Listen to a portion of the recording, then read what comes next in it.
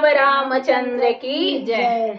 कहवाई राम जी के जन्म भयो हरि झूमारी, अब कहवा में बाजेला बधावा खेला हरि झूमारी, अब कहवा में बाजेला बधावा खेला हरि झूमारी। कहवाई राम जी के जन्म भयो हरि झूमारी, अब कहवा में बाजेला बधावा खेला हरि झूमारी, अब कहवा में बाजेला बधावा खेला हरि झूमारी। अवधा में राम जी के जन्म भयो हरि झूमारी, अब अवधा में बाजेला बधावा खेला हरि झूमारी,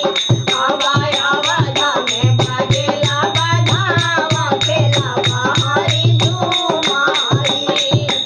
कैले लुटावे ले अनधन सुनवा हरि झूमारी, अब केलिए लुटावे गले हार खेला हरि झूमारी। कैले लुटावे ले अनधन सुनवा हरि झूमारी, अब केलिए लुटावे गले हार खेला हरि झूमारी, अब केलिए लुटावे गले हार खेला हरि झूमारी। गजवा लुटावे ले अनधन सुनवा हरि झूमारी, अब रानी लुटावे गले हार खेला हरि झूमारी, अब रानी लुटावे गले हार खेला हरि झूमारी। कान्हा लुटावे ले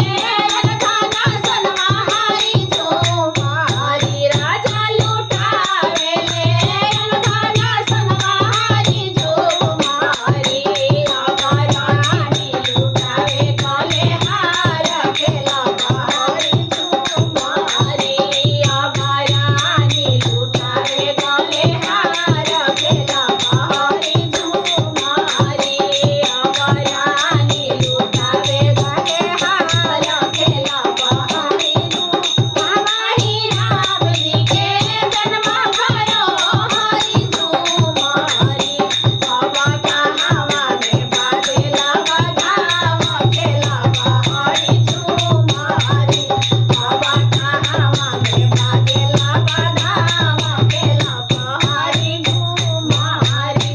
बोलो श्री अब रामचंद्र की जय।